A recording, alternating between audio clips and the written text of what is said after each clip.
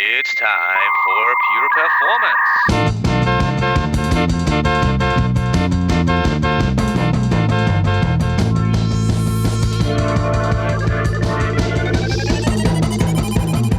Get your stopwatches ready. It's time for Pure Performance with Andy Grabner and Brian Wilson.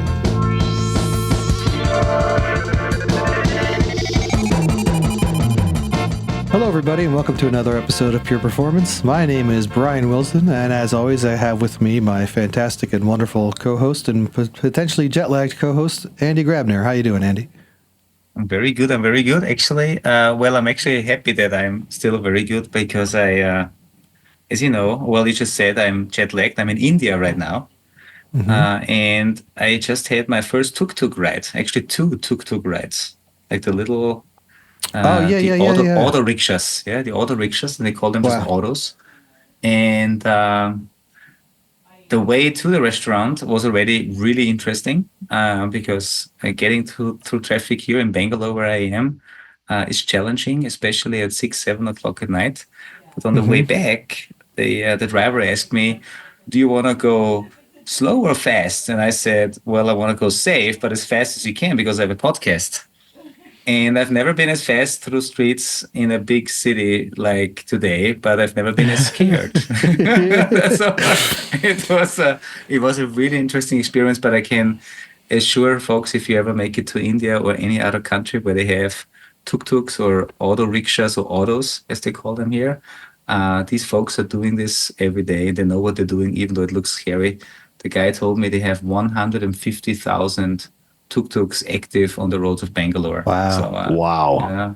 Now, when you look at when you see those legendary pictures of the intersections in India, is that what you were experiencing during rush hour, or is that different part? It was just that, including cows and dogs and everything else. Wow. Okay. Interesting. Well, but I'm glad you're here. It's really, thank you. I've heard it's some sort of organized chaos that you can't understand unless you're in it and you know it. Yeah. But it's supposedly very, very safe somehow. Well, the thing is, it seems like it's resilient, right? The system is resilient, doesn't break down. It's performing well. It's amazing. It's like, man. What a segue. Yeah. Andy's the master, everybody. Just remember. Yeah. And it seems we have a new voice today. It sounds like a much better voice, Brian, than you can produce in your microphone and my crappy built-in microphone. If I get right on top of it and get the proximity effect, I can get a little bit of that sound too. Oh, okay. All you have to do is eat the microphone. Yes. But yes, Andy, thank you. Yeah. It is me. I am the new voice. It is you. You are the new voice. Well, maybe you're taking over our job. It's in the future because you just get very good ratings on everywhere where people are listening to into our podcast. But without further ado, we have a guest, as always, fortunately, that enlightens us on different topics. And today we will definitely hit on the topic of site reliability engineering. But I want to shut up now for a little moment at least. I have a lot of questions. Please. But I first want to let our guest introduce himself. Dana, please go ahead. It's something I know a little bit about. I've maybe picked up a thing or two here. But yeah, thanks, Andy, and thank you, Brian. For what it's worth, Brian, you do sound way better. It's a very nice mic. I'm Dana Harrison. I am a staff site reliability engineer here in Canada with a company called TELUS. We are one of the largest telecom companies in the country. So cell phone, internet, home phone, TV, all of that fun jazz. I started as a site reliability engineer probably in the last, it would have been about 5 years ago at my previous employer, which was one of Canada's largest insurance companies. And I've been working in tech consistently for the last, I just realized it's been like 15 years and suddenly felt somehow quite aged at that. But yeah, it's been 15 years with the last 5 or so in site reliability engineering. It's been a fun journey getting here, I'll tell you that much. But I won't give it all away right now. Keep talking. The voice is amazing. Yeah, and all I can say is that I've been working in tech for, I guess, 24 years now, and that wasn't my first job out of college. So talk about and yet feeling aged. Somehow you have more hair than I do. Yeah, well, I often shave it, but yeah. It's But easier. then I'm catching up with you at some point. Yeah? I mean, Honestly, I'm working that's on it. about, if I grew my hair out, Andy, that's about what I'd look like. And it just looks, on me, it looks great on you. You look wonderful. You're doing fabulous. On me, it looks awful. So I keep it completely buzzed down just because I like the way it looks better. But it does mean I'm wearing, now this is I guess a Canadian term. It does mean I'm wearing a toque around the house, What 5 months is a of the year. toque? A beanie, a little hat. Oh, okay. Yeah. Okay. I think borrowed from the French or French Canadian. There you go. We learned something new again. Now It's you've amazing. learned TOQUE if you need to look it up. There we go. TOQUE. We learned this word. We learned that there's 150,000 tuk-tuks in Bangalore. Another thing that we learned, well, that we are going to teach the people now, because in my local time, it is 10:43 in the evening. Brian, what is it in your It is 11:13 in the morning, my time. 11:13 and Dana? For me, it's just ticked over. It's now 1:14 p.m. in the afternoon. It's really strange You're in because the Eastern time zone. It's really strange because it seems we're half an hour. I mean, we're not just regular hours apart, but we are hours plus half an hour apart. So I think India and Dana, you mentioned earlier, there's other parts of the world too that have half an hour time zones. Newfoundland, as far as I know, they may be the only two. There might be other regions, but it's definitely unusual. Newfoundland. So Canada, for those who don't know, has two additional time zones after Eastern. So east of Eastern, so east of Quebec, once you get into New Brunswick, we have Atlantic time, so an hour ahead of me. And then Newfoundland, because it's just that extra little bit further, and they're just a wonderful, beautiful, special province. They get another half hour tacked on top of that. That can't be too confusing at all. Now, do they do daylight savings or not? And then you have to I can imagine the levels of complexity. Province is different. I have no idea who does and does not do daylight savings. But if you have such levels of complexity, right, you need to make sure you can. I'm trying to do a transition here. You need to be able to make sure you can try to understand what complexities they're encountering and get ahead of them, so that you can make sure everything's running smooth, right?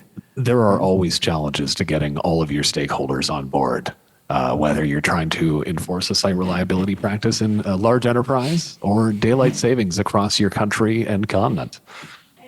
Let me tell you. Yeah. Hey, let's jump into the topic. And fun fact, or interesting fact, not fun fact, yesterday I spent a couple of hours with some of your, not colleagues, but some of your counterparts at another very big telecom just across the pond in a country that just recently exited the European Union. And I think it's the biggest telecom in that country. And I had about 25 site reliability engineers, platform engineers in the room. We talked about site reliability engineering, platform engineering. And it's interesting that I now have you on the podcast, because we talked a lot about, what does this really mean? How can we make sure that systems stay reliable, resilient? How have things changed over the years? And I would like to actually pass it over to you, because you have a great long history on site reliability engineering. I think you've been a site reliability engineer before I heard about the term site reliability engineer. So can you, first of all, walk us a little bit about your history, your background, where you started, what things have changed, and especially you worked with, and I think it was Manulife, if I look at your LinkedIn post, for 12 years, and now for TELUS. What is it like to be a site reliability engineer in a large organization? Lessons learned, things that work, things that don't work. Once I figure it out, I'll let you know, and I'll get back to you on this podcast. Perfect. We'll be back in 5 years. Yeah, we'll be back in 5 years with another episode of Pure Performance.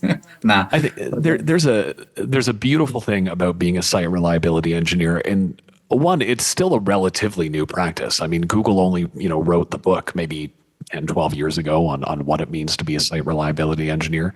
If I think back on my career and where I started, I think I was an SRE before I knew what being an SRE was or meant, or the full impact of that.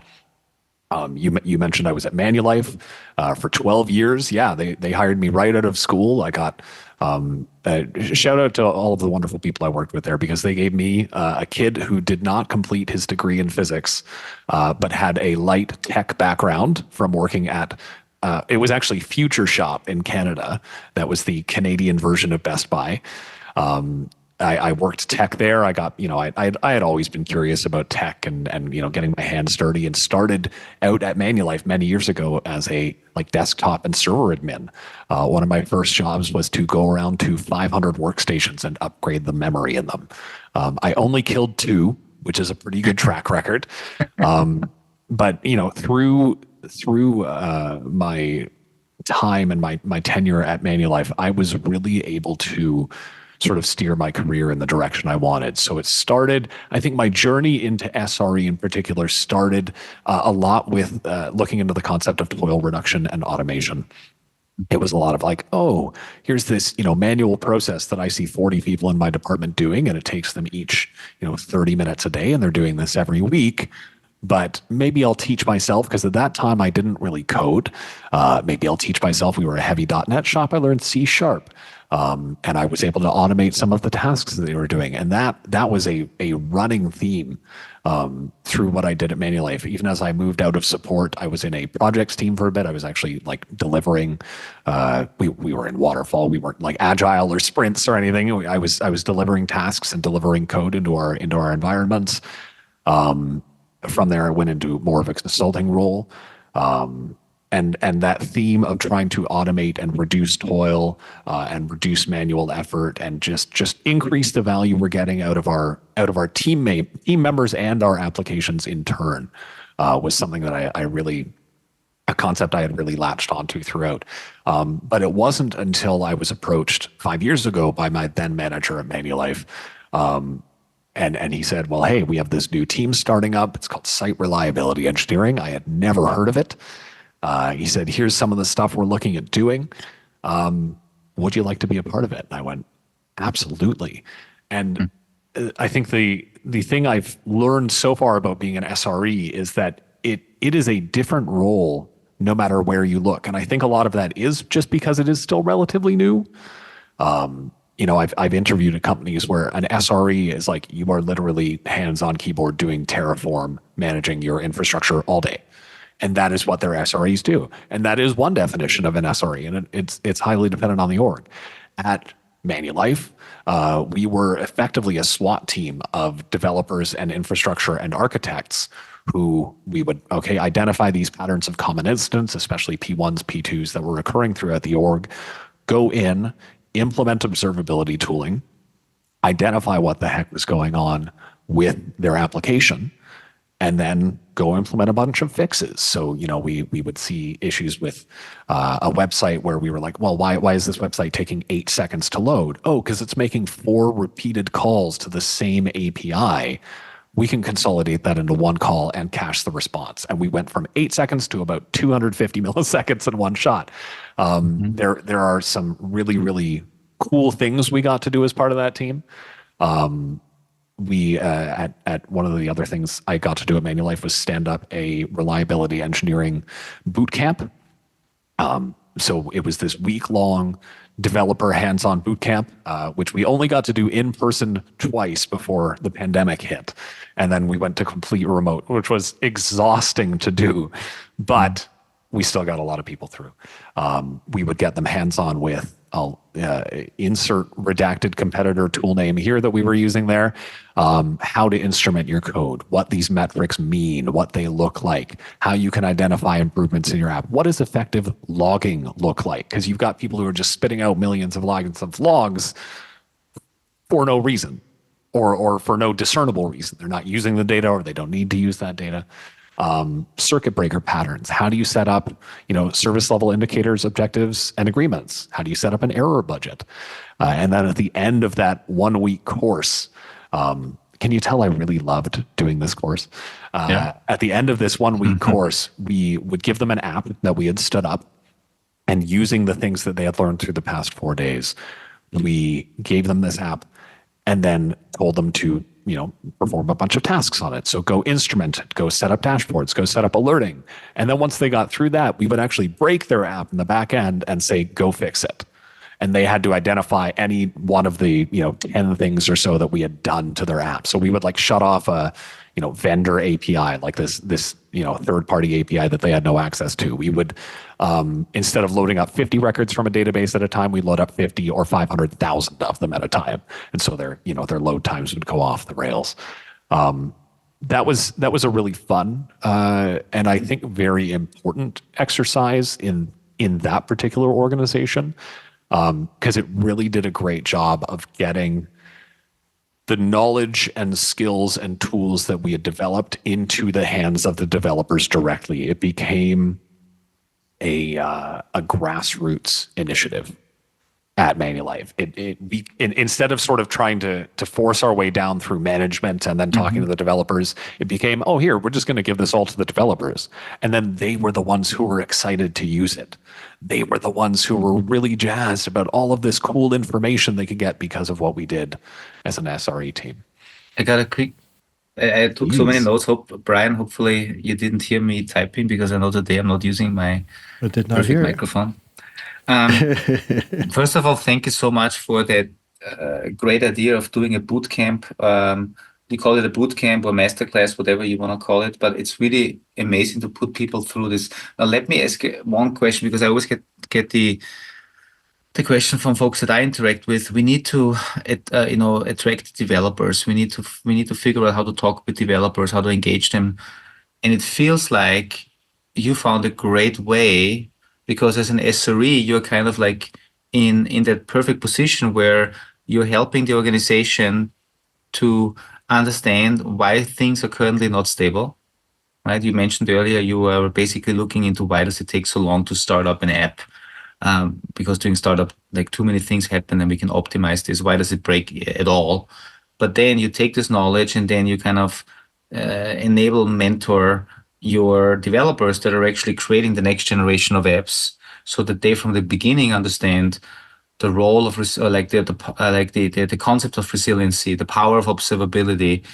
I love the term effective logging, right? Because we had a guild meeting recently, and folks, guild is an internal group within Dynatrace where we meet with customers or Dynatrace users on a regular basis. And I remember that it was Andrea, who is actually an SRE at Dynatrace, and she talked about how we are trying to really standardize what is effective logging within Dynatrace, what is good logs and bad logs, and really enforce standards, because we don't need stuff that is just cluttering our storage and nobody needs it. So I really think that you just gave me the perfect pitch deck, or the perfect pitch for how we need to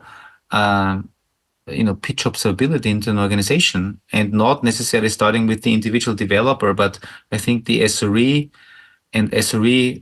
correct me if I'm wrong, is also not part of kind of platform engineering, because with platform engineering, we try to provide site reliability engineering concepts as best practice or as a self-service, but getting it in there and then going on the wrong side. And I know people cannot see me right now because I'm off camera. We always. But I can see you, Andy. You can see me, but the people that are he's listening moving to his hands.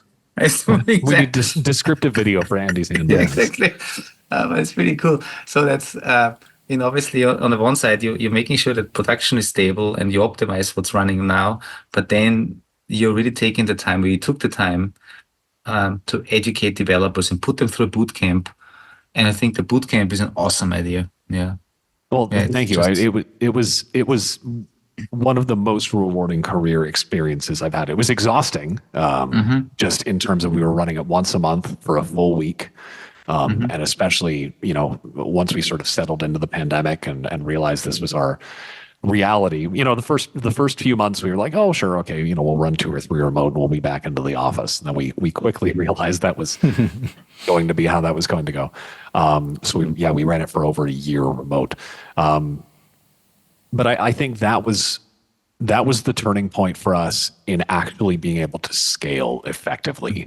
Because before that, we were a relatively small team that, as you said, SRE because you have SRE concepts in many other practices. Platform engineering definitely leverages SRE concepts. Development should leverage SRE concepts.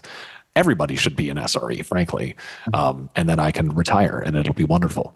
But I think that reaching out to the developers was the key in scaling, because before, having us just come in and be sort of the SWAT team was really effective. Like, we got a lot done, but it wasn't how we could deliver the most value to the organization. It wasn't how we could get sort of our knowledge out. It was too much hand-holding, almost, where we'd go in and fix, and then nobody would ever learn anything. They'd just be like, oh, like, thanks, Wonder Woman, and then we'd fly away on our invisible plane. And then nobody would learn a lesson after that. So getting to that point, and prior to us setting up the 1 week boot camp, I will say Manulife had done a stellar job of setting up a 1 month developer boot camp that I had also taken part of. And there were a number of other 1 week boot camps. Ours was one of several. So the fact that they had this program at all was wonderful, because it got everybody on the same page. And then it enabled us to make other SREs. We turned into an SRE factory, because then you suddenly had people who were coming through this program. And may I, if he's listening, a special shout out to Rohan Shah, who is now like a senior manager of SRE at Bank of Montreal here in Canada, who was one of my students through the reliability engineering boot camp at Manulife, which was a lot of fun. I will say he was my best student, and now that's on the record. And it enabled us, again, to turn into like a self-replicating machine of SREs. We could then take all of our knowledge on all of our concepts and all of the things we were excited about, and all of the things we were constantly changing the course material to match. Maybe we could tie this week's course into a recent P1 that happened and say, all right, here's what happened. Let's break it down. We'll run you through it. Here's how we could have avoided that. And then everybody just went out from there. And it solved to me, the major challenge with being a site reliability organization. And it's a challenge that we're still facing here at TELUS, is people don't generally like being told what to do, I think. So if you come in and you're coming in to a P1, everybody's already frazzled, and you're going, oh, well, we can just sort of fix it like this.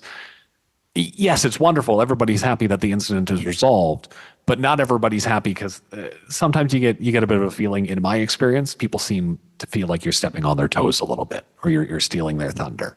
And obviously that's not the goal. We're all part of an organization. We're all getting paid by the same organization. We want to collaborate on this. But I get it. It doesn't always feel like that. I've been in that situation where, like, somebody comes in and fixes our stuff, and it's like, well, now I feel like trash because of that. But the goal is to, again, just be part of this something bigger. And when we are able to get that grassroots excitement started, when we're able to get the developers themselves on board with everything that we're doing, then we don't have to be those people who are coming in and stepping on your toes. I do just want to quickly shout out, though, because it's been mentioned a few times earlier this week, at least in the United States, but I think pretty much globally, was when the shutdown began 4 years ago. So it's when everything. Wow. Yeah. Yeah. So anyway, that is at wild. time of the recording, yeah. Time of recording. March 14th. Yeah.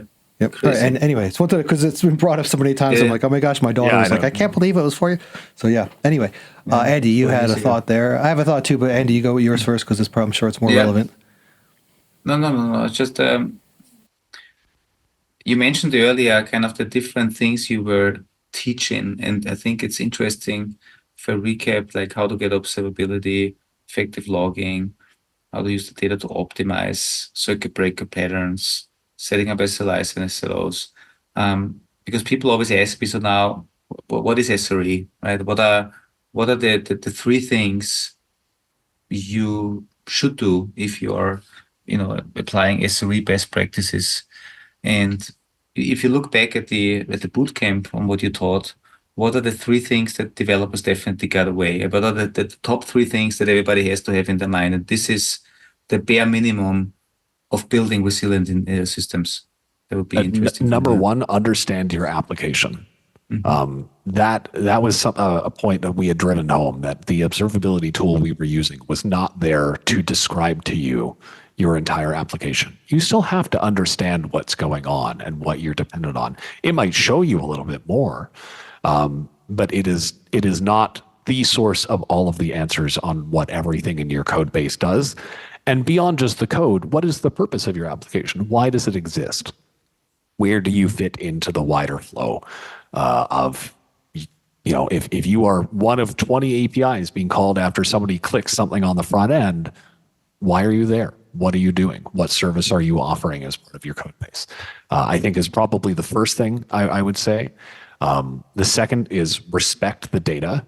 Okay, great. You've implemented Dynatrace. You have all of these wonderful data now. We've templated out. You've got business events, and you've got all of your golden signals, and you've got synthetics, and you've got RUM. So what are you going to do with it? Because you can set it up and ignore it, but then you're just paying for it for no reason. And that ties into respect the data and respect your current state. So understand your application, use data, know what your current state is. So at no point, and I've started calling this out in a meeting that we have on Fridays where we go over all of our major incidents. It's a lot of fun. I've started calling out incidents that have I know are instrumented, but have agent or customer as the detection mechanism. I never want to see that again. I should never, ever be relying on an agent or customer to tell me when something is wrong with my application. Those are the big three that I would drive home from. Certainly there are lots of little things. Again, I could say implement circuit breakers. That's just good developer practice. Implement effective logging. Why are you spewing out a JSON object with every line of the JSON object on a separate log line? I've seen that. Great. Okay, so you've just now spit out 800 log lines for one request or response. Why? Why have you done this to me? I love the taking a lot of notes here, and especially the third point, what you just said. You don't want to end up in a situation where some external party, whether it's an agent or a customer, is telling you that the system is down, so that you actually need to think about how can you detect if the system is not in a healthy state before it impacts your end user. That's really in the end what it's all about. And as you said, there's different ways to then mitigate. First of all, there's ways to detect it, and then there's different technical things to mitigate things, like the circuit breaker concept, retries, and things like this. These are things to make a system more resilient based on architectural patterns. But first of all, knowing where could things end up being a problem for your consumer, and then how do you detect this? How can you mitigate it from the architectural perspective? Yep.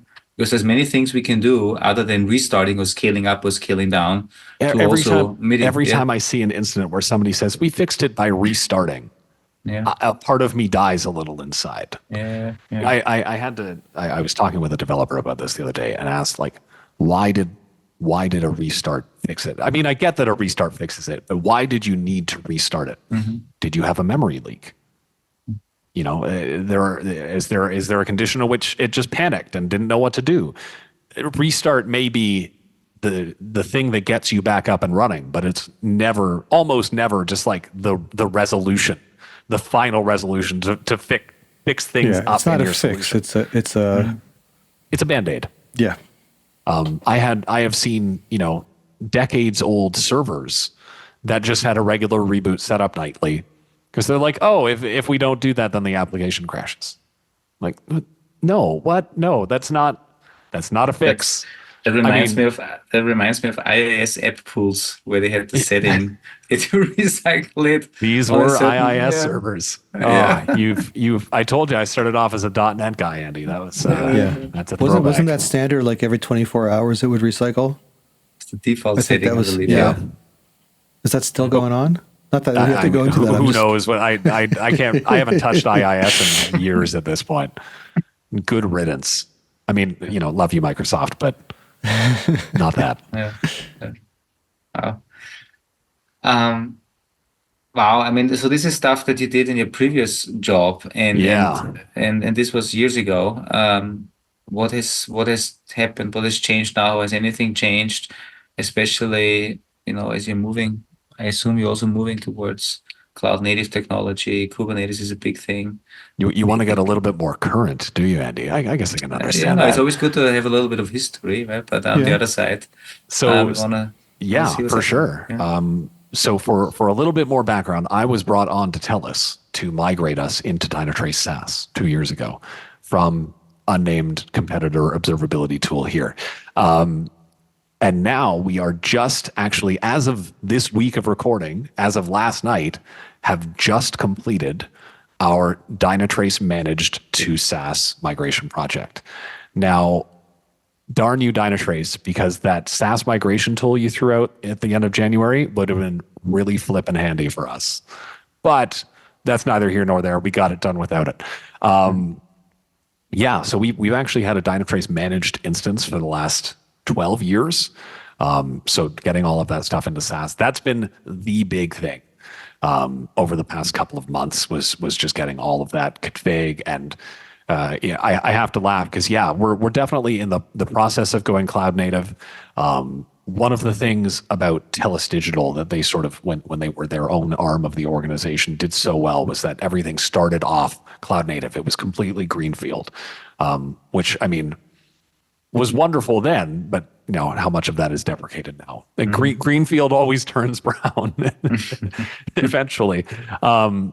But on the side of the rest of TELUS, there are, I would say, the majority of what we are monitoring and supporting right now is still like, if not VMs in a cloud provider, then actual physical hosts or on-prem VMs.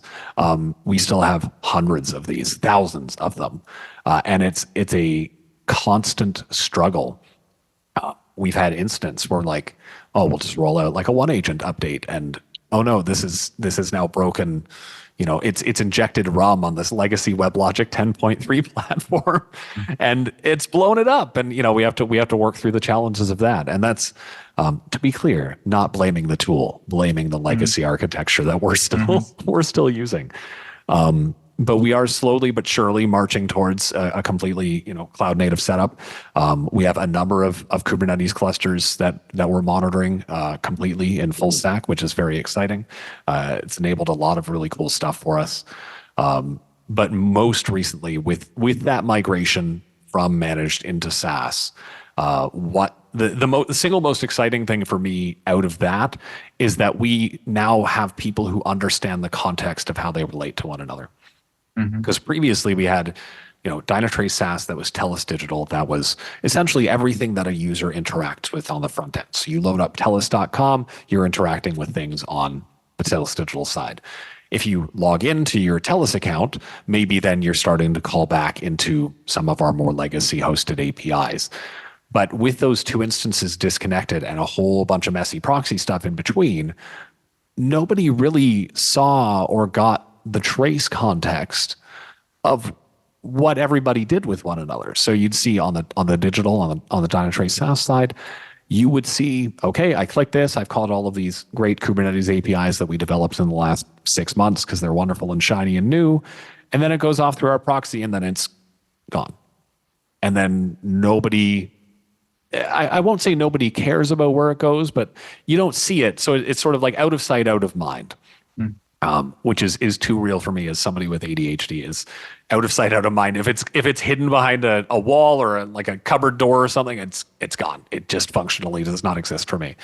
But what we've done now with everybody being in this wonderful unified SaaS instance is I can now see, all right, user clicks something on TELUS.com. Here's the 20 downstream API calls that I'm going to from there. And here's the proxies that you're going through. And here are the databases you're dependent on. And suddenly you have people who have never talked to each other before.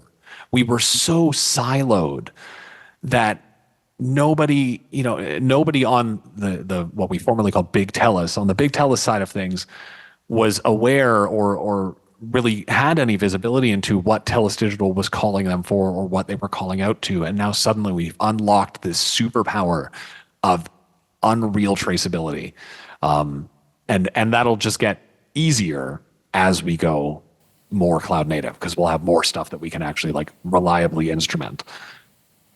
It's funny because when you mentioned that, and earlier on, you mentioned, I think rule number 1 was understand your app and understand all the pieces of it. Don't rely on your observability tool, but at the same time, your observability tool is also key to understanding. So there's a bit of a chicken and an egg component there, right? There is for sure, yeah. But I understand what you mean. Like, don't rely on that for that. You should be knowing as much as you can. This is as it is. It's a tool to help you uncover it, but it's amazing how much it brought that knowledge to you. And the end result is that more people are now talking. Those silos are going away, right? We always, I know for many years now, actually, there's always been the idea of, well, if I'm going to update my API, not only do I have to know, what I'm communicating to downstream, I need to know who my consumers are upstream so that they know that I'm making a change, that I'm not impacting them, and that I need to let them know that I'm making a change, and whether or not I have to be backward compatible for how long, and all that stuff, right? And you can only do that if you have that awareness. So if you're a great organization and everybody knows this stuff, fantastic. If not, you have these tools to help you figure that stuff out, right? Because again, if you're coming in years later, you have no idea what that is. You mentioned that legacy stuff. The reason why I think so many things are dependent on a restart in legacy stuff like that is because who knows it well enough to even I don't want to touch it. We were talking about, and I know I'm rambling here, but we were talking about mainframe recently on a couple of other episodes where it used to be don't even breathe near the mainframe, right? Now things are getting a little bit more modernized and people are starting to take more risks with mainframe. But whenever you have anything legacy, it's oh my gosh, if I touch it and that stops working, we don't know what's going to happen, right? The issue of a lack of inherited knowledge is real in super legacy stacks, like a lot of the stuff we deal with. You mentioned mainframe. Manulife was on a mainframe. Here's a spoiler alert for you folks. Most financial services and insurance companies you deal with are on mainframes, and there's a good reason, because those things are solid. I mean, you can run Docker on ZOS now. That stuff's crazy.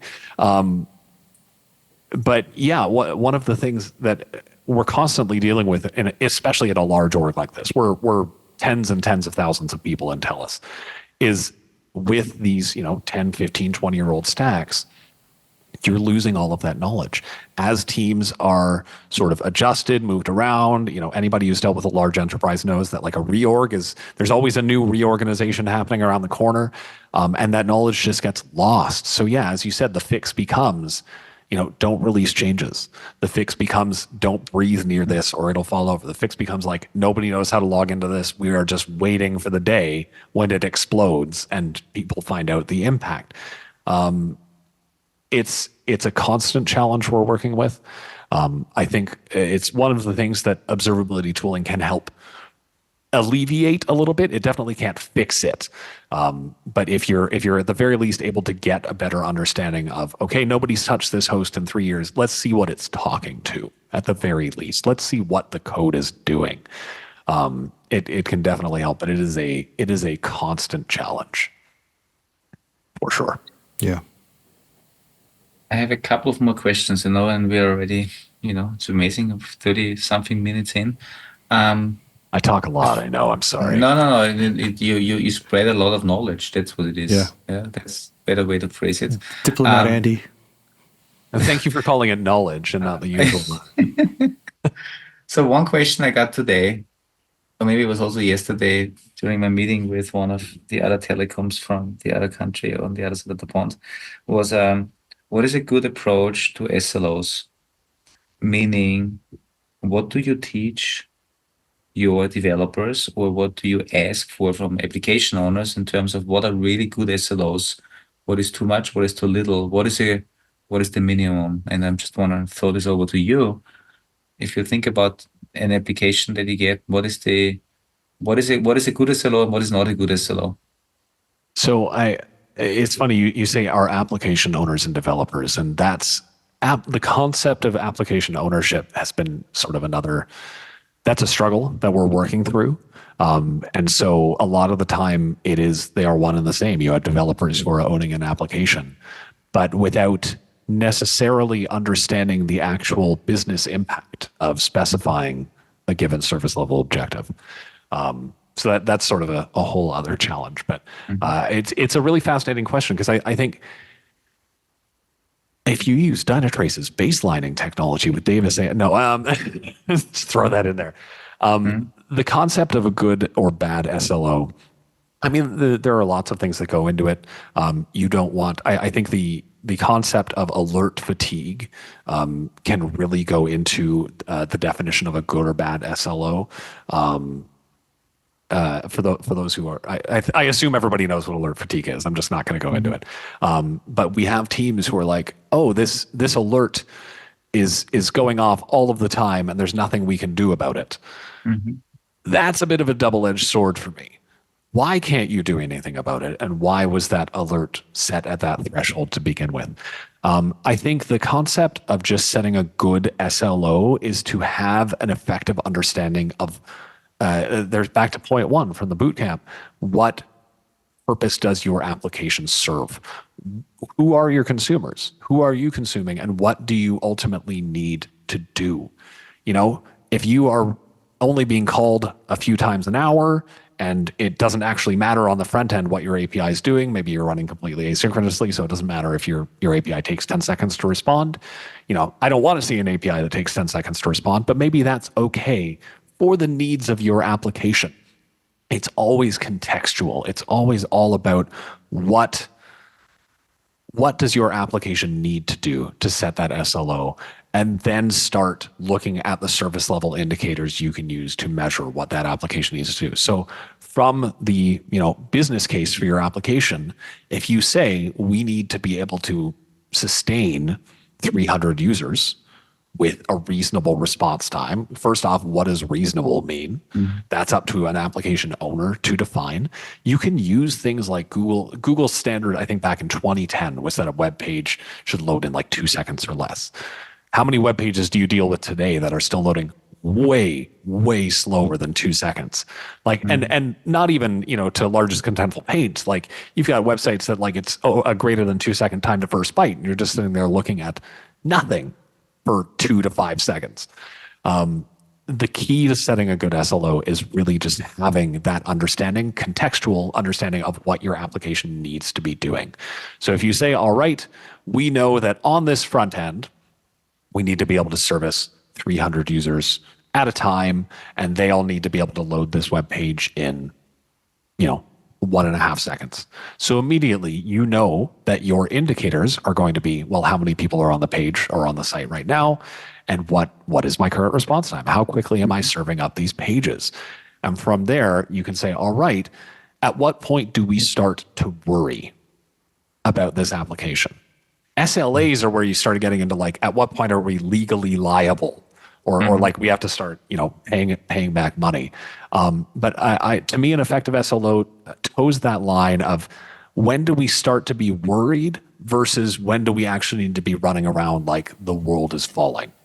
And I think that's sort of the key of a good SLO, is how do you define within a given application and your application's needs how early or how late to be notified for anything. And one of the things I really have tried to stress with people in teaching this subject matter in the past is, I think a lot of people think of SLOs as a set and forget. It's like you said it once, you're good for ages. No, absolutely not. SLOs can be fluid like the rest of your application. If you suddenly you're making a release that is maybe going to slow down response time, but that is okay still as defined by your application owners and within the bounds of what your application needs to do, then maybe it's okay to loosen those SLOs a little bit. Are you getting over alerted for something over which maybe, again, you have genuinely no control? Maybe you're calling something further downstream. You can maybe loosen those SLOs. In turn, maybe you've now put in a change. You put in caching. You've put in some sort of reduced amount of downstream calls. You've sped up your application otherwise. Maybe you just removed some terrible old logic. And now maybe you can tighten those SLOs. You can say, all right, we're going to hold ourselves accountable to a higher standard. I think the other part of that to me is that your users start to expect what you deliver. So if you are suddenly starting to deliver an API that was responding in 2 seconds and now responds in 500 milliseconds, you bet your users aren't going back to an API that responds in 2 seconds. Nobody wants that. And I think that can be a bit of a dangerous point when you're playing with it at that level. But I think the real point is it's all contextual. It's all on what your application needs to be doing, and it can change from day to day, or not day to day, but it can change. Yeah. I wanted to ask though on the SLO part, right? I hear people debate all the time on where SLO should be set, right? Obviously, your end user is the number one key factor, right?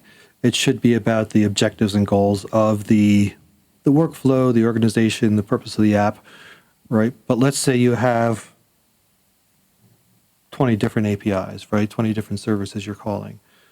Well, before I even go there, let me take a step back and say good SLOs require good observability. I'm not saying that as a plug for Dynatrace, because I think people fall into the trap of setting an SLO as a monitor threshold as opposed to a real SLO. Like, oh, I want to know when my CPU is over 80%. Well, why? That's got nothing to do with anything.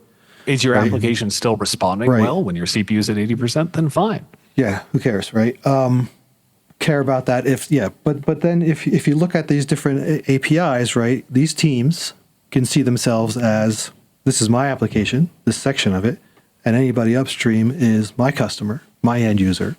So do we look at SLOs below the actual end user? Is it appropriate to have SLOs at different API levels or different service levels? I want my service to be up and running this amount of time. I want my response time of my service to be X amount. I want it to be able to even just using those basics, handle 300 concurrent calls at the same time, right? If it's a one-to-one relationship. Or is that going too granular, or does it depend on many other factors, right? Because I think it depends on a lot of factors. The main thing, and I'm glad you called this out, is what is the customer actually experiencing? Define an SLO that means something. Because you can 10 calls down in your API stack. You could say, all right, we're going to track response time and we're going to alert when the response time goes off the rails. But the real point to setting these is, when does it actually become an issue? When do people need to care that you're doing this? Because otherwise you're just generating noise. And in that great example you gave of, okay, we're going to alert when our CPU is over 80. Why? What's the impact of that? Unless you know that CPU goes over 80 and that is a precursor to a known previous incident or something, then okay, maybe that's a valid sort of thing to set. But outside of that, if you are trying to set all of these, granular SLOs on all of your downstream APIs without necessarily taking the time to understand what your end user impact is or what your overall application state is, then you're missing the point. You're missing the forest for the trees. Yeah, and I think the issue with that 80% one too is if you know that that's a precursor to something, well then fix that. Or at least, right? It's like, okay, that's a problem. Well, then what are you doing about it? Or at least implement regular restarts. Either exactly, or maybe scaling has to come into it at that point and automate that scaling. Oh, I need to know so I can add a new instance. Well, why are you adding a new instance manually when that's happening? Right. But I think the bigger challenge we face all the time in this, to me, and as you were talking about this, and this goes back to what you said earlier about the adoption of SRE and it's still new. I feel like everyone in IT is always scrambling. Everything is always an emergency. There's never like a normal running state. It's, oh my gosh, this broke, we got to get it fixed. Or hey, there's this new feature, we got to hurry up and get it out, and people have to scramble to get it out. And part of the challenge I see with this SRE adoption is organizations giving people the time and the ability to do this, right? Yep. And again, we see a bunch of different customers all the time. I still put SRE and the things you're talking about not quite in that unicorn phase, because there's more than just like the Google's doing it, but it's still like it's the fancy people doing it, right? It's the people who make $1 billion or more, and I don't mean like literally, but like it's a fancy state to be in. And the people we see day to day are scrambling. They're working in tech stacks that were not chosen for a purpose. They were chosen because we want to move to Kubernetes, or we want to be all serverless because it was just a decision. We're going to do SRE, but no one's taking the time to teach them proper SRE, so they're doing weird SLOs and then expecting, well, we need all the support for this stuff. And they're just, really the only word that comes to my mind is a scramble. And one of the questions I was thinking of asking before was, how do we, and I don't know if we have an answer or if this is some big existential question, how do we get it so that people can actually implement these things and take advantage of what there is out there to make all this stuff easier? Right? That feels like an existential question. And again, maybe that's another, I'll call back in 5 years with the answer if I figure it out. But I think one of the things that I have tried to espouse is that in your regular sprints, because you're right, it doesn't matter if you're purely dev, if you're ops, if you're DevOps, if you're whatever. I've described SRE as being in that wonderful DevOps infinity symbol as like if you imagine like a dumpster that's on fire that's just slowly sort of going around the infinity symbol with you. That's us. That's like, because there's going to be breakpoints at literally every possible point in that cycle. And that's SRE. It is like the truck crashing into the DevOps symbol and just breaking it all to pieces. I think I have tried to say that if people aren't prioritizing reliability in their application, like you've got on purely the dev side, you've got people like, all right, we need to get this new feature out in this sprint. Now the product owner's coming to us and we need to release this in the next 2 weeks. And it's just a constant, like all you're doing is like feature. But at the same time, all you're building up and behind is technical debt and a lack of reliability and a lack of understanding of what your application is doing and why. So for me, if I can convince product owners to be prioritizing reliability and technical debt stories at the same level as they're prioritizing new features, then I've done something right. It's not always that easy because I get like money is the ultimate arbiter here. And, if we can't say, implementing this story in this sprint is going to save you X dollars, as opposed to, hey, if you implement this new feature, you're going to make a cool mill. Can be a bit of a tough sell sometimes. Yeah. Where I think the real benefit comes in is back to when we were doing that boot camp and we were talking with developers, and a lot of the same stuff applies with what we've been doing at TELUS. Get in with the developers and you are golden, because then they can talk to their product owners. They can talk to their business leaders and say, oh, hey, this isn't operating how I want it to operate based on what I've learned through these, this SRE practice. Let's prioritize this. And then it's less about, oh, the site reliability office is telling me I need to go do this or else.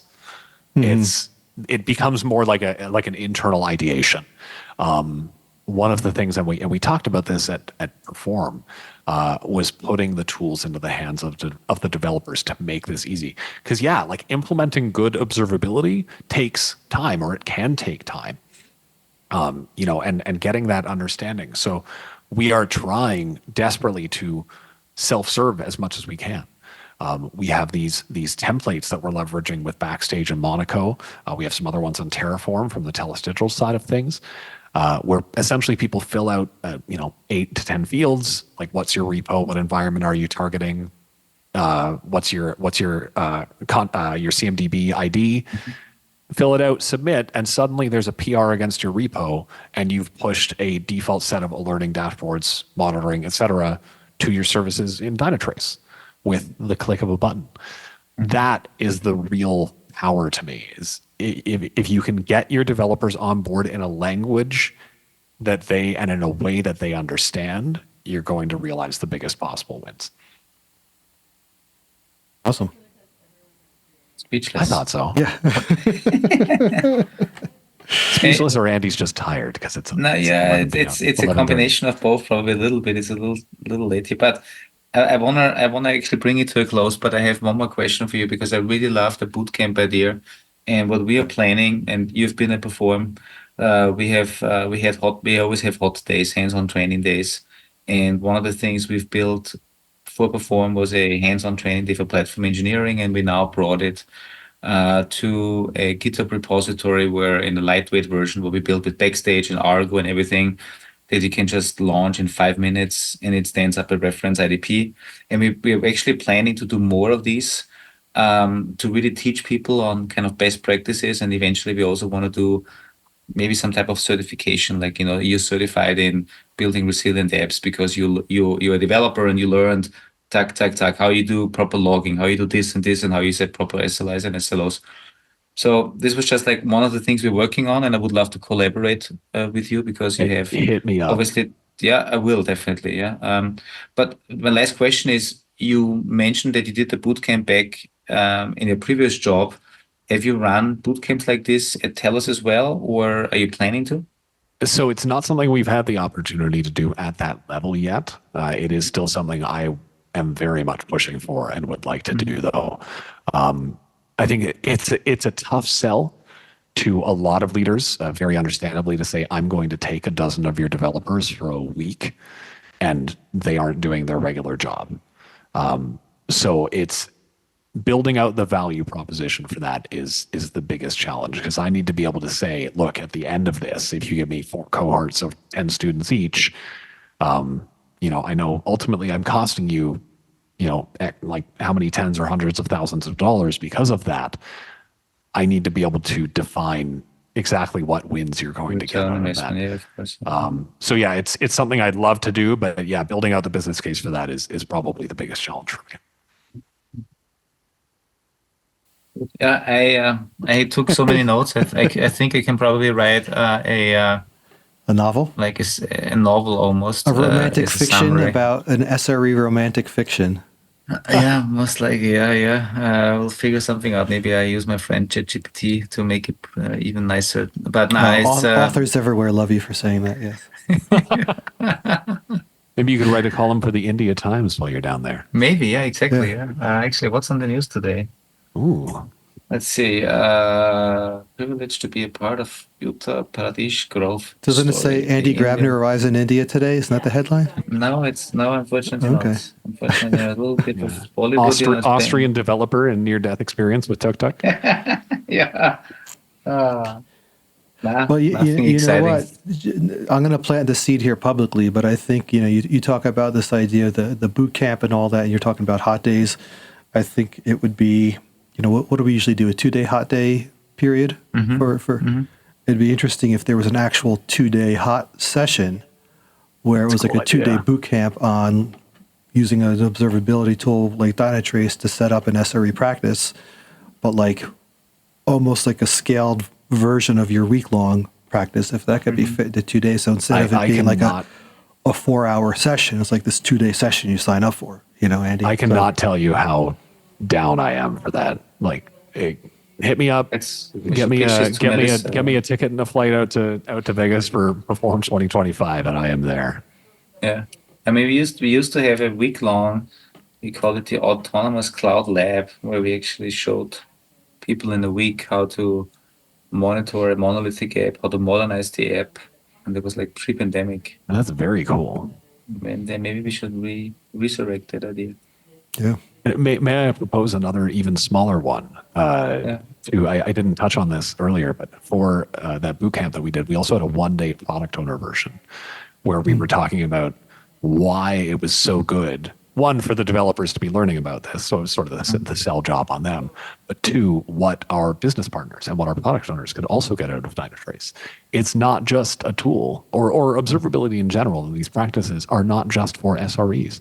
They're not just for developers. You as a product owner can now suddenly have a very easy red-green understanding of what is my application doing. It's a power that they haven't had. Is my feature adopted as fast as I thought? Exactly. Yeah. How's my app rollout going? Like these are easy questions to answer now. And hey, if it frees up developers, from answering these questions, then all the better. Yeah. Yeah, I think education is the key with all of this stuff, right? And to do an Andy segue, that's why we have wonderful guests like you on to help our listeners become educated on this stuff. I think it's the most important factor, and people who listen are probably sick of hearing Andy and I talk about how we selfishly run this podcast so we can keep learning. But I think it is the key, right? It is when you think about even the complaints I was talking about before about everyone scrambling, and it's like, how do you get people to do this? If people start understanding the value and the benefits of these things, that's what's going to finally get them to maybe pause and say, all right, maybe I can give up my developers for the week to go to your boot camp, or even just 2 days or anything. Let's start down this path. Let's start getting small wins, and just to remind people, it doesn't have to be all or nothing. Start small and get a little bit and a little bit and a little bit. And Andy, I don't know if you had any other questions, or Dana, if you had any last ideas you wanted to get in. Or I don't think so. I think I am idea'd out. You have drained me of all of the ideas I have, and I have them all written down. And I'll do one more close talk into my fancy mic here to give you that public radio kind of voice there. This is NPR. All right. Here well, it's CBC. That's right. Yes. Well, again, then, thank you for everyone for listening, and Dana, really thank you for your time. This is thanks for having me. Fantastic. It's wonderful. And we hope everybody enjoyed it as much as we did. And we'll talk to you all next time. And Andy, enjoy your time in India. And next time, if you take another tuk-tuk, I would hope you can have enough courage to pull your camera out and get a video of you going through. You just 8 minutes of him screaming. I recorded a video today. I may post it later on social media somewhere. Yeah. All right. Thanks, everyone. Thank you. Bye.